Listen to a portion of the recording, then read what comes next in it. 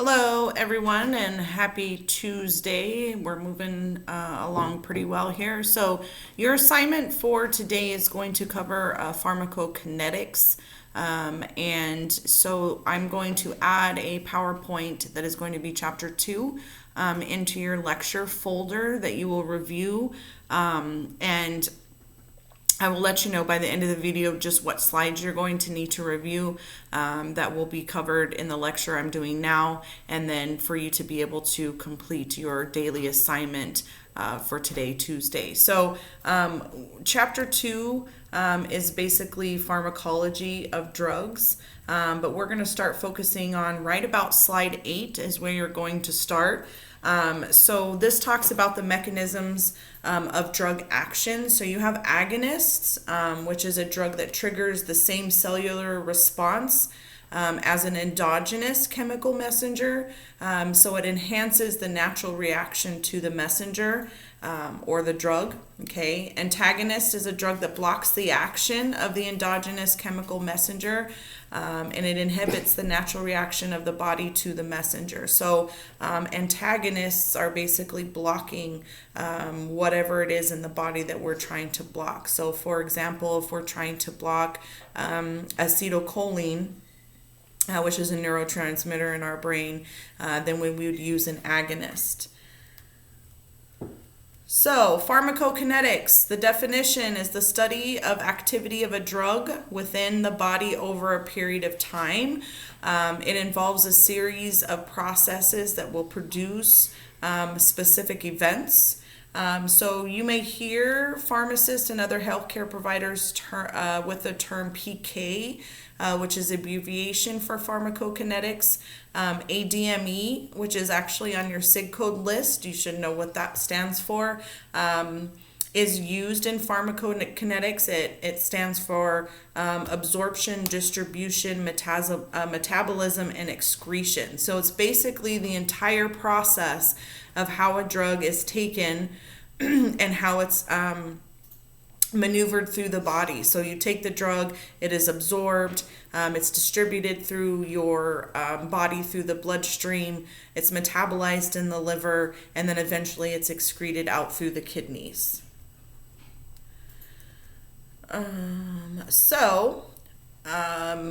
The absorption process is when the drug enters the circulatory system. So there's different factors that affect absorption, one being route of administration. So there's some routes that will be absorbed faster versus other routes. The most common route for taking a medication or a drug is oral.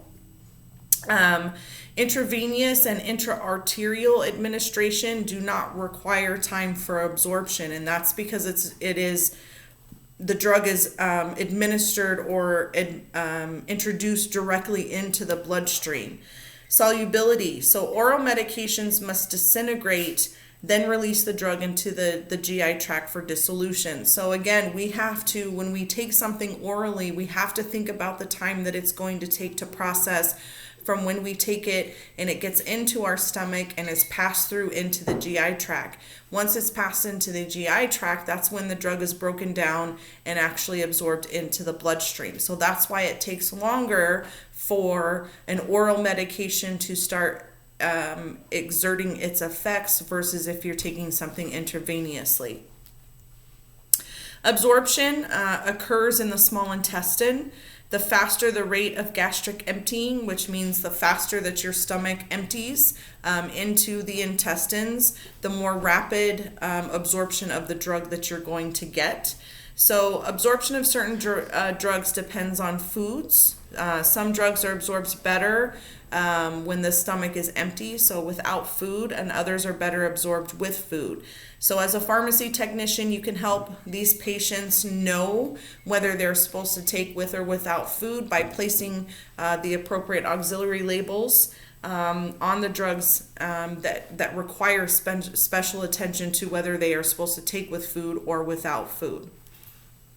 Distribution is the movement of a drug from the bloodstream through body fluids and tissues to the site of action. So there's different factors that affect distribution. So binding to plasma proteins. Unbound or free drugs can reach its site of action. Drug bound to plasma protein is inactive. And this is also affected by either renal or liver disease. Binding to cellular constituents, so it includes binding to proteins in tissues, and then the blood-brain barrier. So blood-brain barrier prevents many substances from entering the central nervous system, and permeability increased by inflammation. So the rate at which something is distributed throughout the body is affected by those three particular factors. We have to think about our blood system as a highway.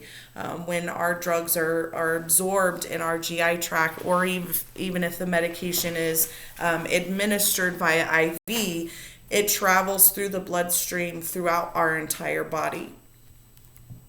Metabolism converts the drug to other biochemical compounds and then excretes them through metabolic pathways. So remember that with metabolism, it takes place in the liver. Okay, so induction is an increase in enzyme activity, which can increase metabolism.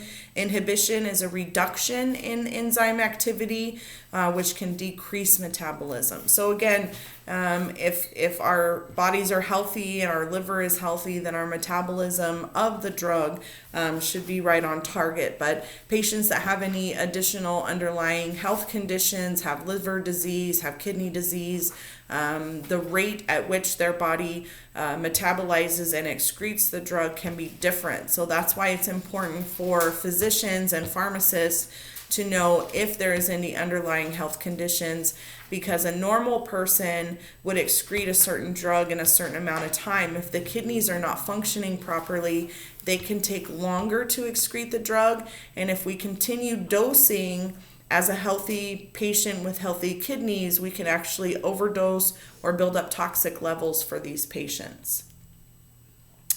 Pharmacokinetics, so the continued on with the metabolism, and then we're heading to elimination. So the elimination is a removal of the drug or its metabolites from the body. Again, it occurs mainly in the kidneys and liver, but can also occur via lungs, perspiration, saliva, and breast milk. So when you think about a drug being released from our body, we typically only think through our urine, and the urine comes from the processes that happen through the kidneys. But think about medications that are safe for nursing mothers or that are not safe for nursing mothers. That's because a percentage or a small amount of these drugs can be excreted through other means, again, through our lungs, through our sweat, through our spit or our saliva, and then in particular breast milk. So parameters of pharmacokinetics, the dose is the quantity of drug administered at one time. The dosage is the administration of a specific amount, dose number, and dose frequency of a drug. The ceiling effect, as greater dosages of drugs are given, the point at which either no improved clinical response occurs or the adverse effects outweigh the beneficial effects. So again, the four processes of pharmacokinetics are absorption, distribution, metabolism, and elimination. You're going to use this information from these slides and your chapter 2 in your pharmacology book on the pharmacokinetics section within that book to complete your assignment. We started on slide 8, and we're still going. So bioavailability, the fraction of a dose available to a target tissue. First pass effect is metabolism of a drug in the liver before it reaches the systemic or systematic circulation. It pertains specifically to oral medications. It may result in reduced bioavailability. and requires some drugs to be given by injection only. So the reason why some drugs are injection only is because it does not make it through this first pass effect. So when they were in the drug trials and trying these out, when patients were taking certain drugs orally, they weren't getting any effects, nothing was happening because basically everything was being destroyed and not making it through that GI process. Therapeutic range is the range of serum concentrations for a drug that provides the optimal probability of achieving the desired response with the least probability of toxicity. So when you see normal adult dose, normal pediatric dose, those are all therapeutic ranges. So in the drug trials, that's where these therapeutic ranges are determined. So we've determined not only what amount is safe for people to take, we also are identifying that between these parameters, the medication is going to exert the most effect that it's going to. And if we go outside of that, either way, we aren't going to get any results, or we can really build up toxic levels. Therapeutic level is the amount of a drug in the patient's blood which gives the desired response. And the duration of action is the length of time a drug is at its therapeutic level. So there was a question on your chemistry homework packet that most of you missed. I did not mark you wrong on it because it was difficult to find, but what is the definition of half-life? So half-life, directly relating to drugs, is the time that it takes for half of the drug to leave your system. Loading dose. I think this is a question that you may have seen on something prior, but loading dose is the amount of drug that will bring the drug concentration or the blood level of the drug rapidly to the therapeutic level. So let's say we have a patient that's very, very sick, and we want to give them a loading dose. We're kind of hitting them with a higher amount to rapidly rise the level of drug or the concentration of drug in the blood supply. So for example, Z-Pak actually has a loading dose. When you do Z-Pak, typically you take 2 tablets on day 1, which is 250 milligrams each, so a total of 500 milligrams for day 1, and then it's 250 milligram tablets, 1 a day for days 2 through 5. Maintenance dose is given at regular intervals to keep the drug at a therapeutic level. So certain drugs have to have the counseling on if patients are at home and taking them, or the physician is going to order the nurses to give the medication at the same time every day, and that's to keep a constant or a consistent level of the drug in the blood system at all times. So pharmacokinetic modeling, this is a method of mathematically describing the process of absorption, distribution, metabolism, and elimination of a drug within the body. Zero order elimination is a fixed quantity of drug that is eliminated per unit of time. First order elimination is a constant fraction of the remaining of the drug as eliminated per unit of time. Half-life, again, is the time it takes for the body to eliminate half of the drug in the body at one time, and it's noted as T1 half. So beneficial responses, and we can probably finish up here. So slide 26 will be your ending slide. Therapeutic effect is the desired action of the drug. Local effect is the effect is confined to a specific part of the body. So if you're getting dental work done and you get a lidocaine or a benzocaine injection to numb the tooth or numb the mouth before they're doing any dental work, that's a local effect. You're not feeling that numbness over your entire body, just in the area that they gave you the injection. Systemic effect is a generalized effect. So let's say you have a headache, but you also have some swelling in your knee and your knees are sore. You take ibuprofen. That's a systemic effect. You're going to help relieve your headache, and it's going to help relieve the swelling in your knee. Prophylaxis is a drug used to prevent a disease or infection. So again, vaccines are prophylaxis, right? Considered prophylactic treatments. We use vaccines to prevent us from getting some of these serious diseases. Indication is a disease, symptom, or condition for which the drug is benefit. So indication is why the drug is being prescribed. If you have strep throat and you're prescribed azithromycin or penicillin, it's because you're treating strep throat. That is the indication. If you are put on atenolol and you are taking it for high blood pressure or hypertension, that is the indication. You are taking that drug specifically to treat hypertension or high blood pressure. Contraindication, a disease, symptom, or condition which precludes using the drug due to harm. So again, we have drugs that contraindicate each other, meaning if you use one, you can't use the other because of the negative effects of taking both drugs at the same time. We have food contraindications. We have food drug contraindications. So there's also disease contraindications. So let's say you have a medication that says, it's okay to take unless you have kidney disease. Well, if the patient has kidney disease, that is a contraindication. They cannot use the drug because it can harm that patient for whatever reason because of the kidney disease. All right, so that finished up there. Again, 8 through 26 in chapter 2. That is in this PowerPoint is in your lecture note folder. Be sure that you are reviewing that to complete your assignment.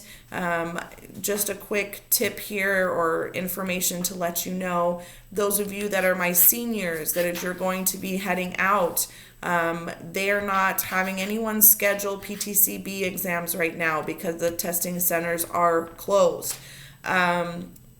Because of that, you're going to have to wait until this corona thing kind of blows over to schedule your exam. So I'm going to be keeping in touch with you via email, text message, however I can, that as they start opening this up, I'm going to tell you need to get in and schedule your exams. Those of you that are supposed to start externship on Monday, that is not going to happen. You are going to be placed on a leave of absence. The reason for that is 2 reasons. One, we are not doing any final exams online, and you have not done your, hands-on lab skills portion. And 2, most of our affiliates, most of our clinical partners here in town, especially the hospitals, are not accepting students at this time. So I don't know how long that's going to be. I don't have any answers to that. Shara and Student Services probably will be contacting you to sign the leave of absence paperwork. You will be hearing from Cindy, who is in Career Services. She's your go-to. She's going to be assigning your sites once we're able to get this up and going. So again, you will hear from us when it's time to come in and take your final exams and all of that. Unfortunately, we are slated through the end of April to still be out of class, but that could change. So be sure to be checking your emails every single day, multiple times a day if possible, because that's where the communication is going to come through to you. If you have any questions, let me know. Be sure to email me. And if not, you'll see me, through our videos tomorrow. Have a good day.